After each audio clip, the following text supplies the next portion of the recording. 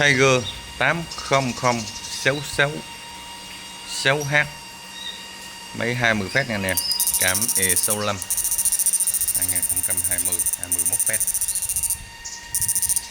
Cái tình trạng là bị nổ tụ banh, chỉ trì, biến áp này teo lên teo xuống rồi, còn sử dụng được ok, còn sử dụng được, nói chung là sửa chữa ổn định cho anh em rồi, hoạt động tốt nha. Rồi anh em nào có nhu cầu sửa chữa inbox nha, số điện thoại nằm bên góc trái màn hình đến khắc phục cho anh em. Mùa mưa đang mưa anh em, Bình Định đang mưa, mưa lớn.